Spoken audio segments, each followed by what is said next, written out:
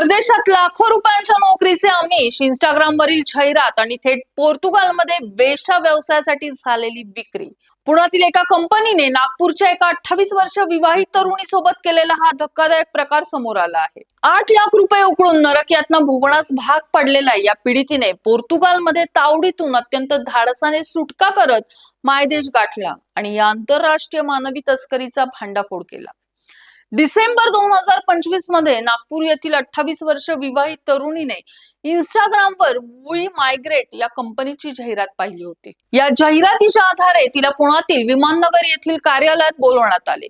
Portugal, Spain, Netherlands यांसारख्या देशांमधील supermarket आणि चॉकलेट कंपन्यांमध्ये लाखो रुपयांच्या वेतनाची नोकरी मिळवून देण्याचे मोठे आमिष या कंपनीने तिला दिले. कंपनीतील भामट्यांनी व्हिडिओ कॉलवरून तिचे बोलणे करून देत पूर्ण विश्वास संपादन केला.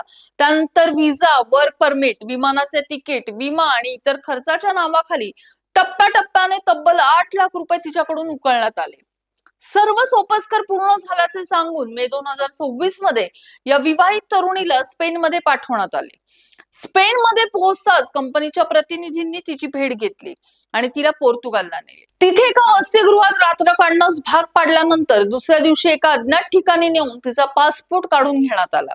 तिला 2 दिवस एका बंद खोलीत डांबून ठेवण्यात आले आणि पुरेसे अन्न पाणी दिले गेले नाही. पासपोर्ट परत देण्यासाठी 40,000 रुपयांची मागणी करण्यात आली. अखेर भीतीपोटी तिने स्वतः जवळील 400 युरो देऊन कसाबसा आपला पासपोर्ट परत मिळवला. तिसऱ्या दिवशी तिला पोर्तुगाल मधील एका गावात नेऊन तेथील एका दुकानात सकाळी 8 ते रात्री 1 वाजेपर्यंत साफसफाईच्या कामावर ठेवण्यात आले.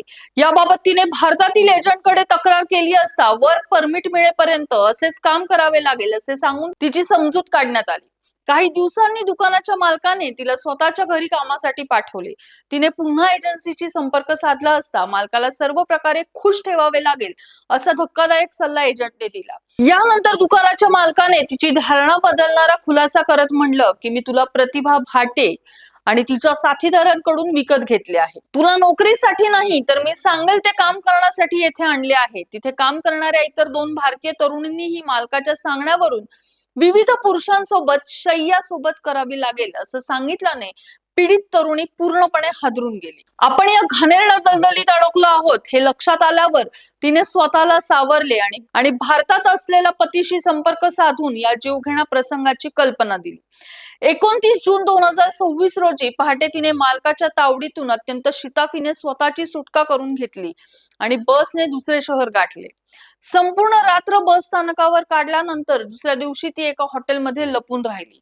त्यानंतर विमानाने दोहा मार्गे तिने दिल्ली गाठली. दिल्लीत पोहोचताच तिने पतीला बोलावून घेतले. मानसिक धक्क्यामुळे ते नागपूरला गेले.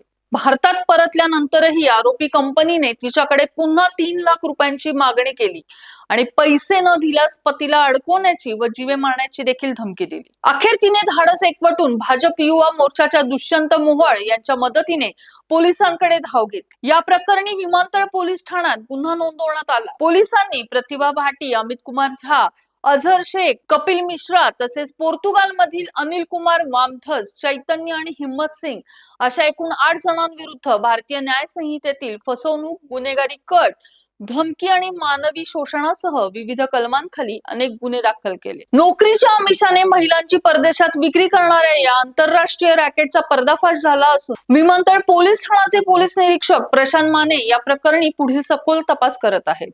परदेशात नोकरी देण्याचे दावे करणाऱ्या कोणत्याही एजन्सीची पूर्ण शहानिशा केल्याशिवाय त्यांच्या जाळ्यात अडकू नका.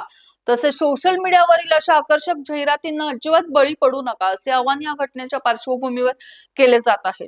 अशाच अपडेट्स पाहण्यासाठी तुम्ही पाहत राहा पुणे लोक.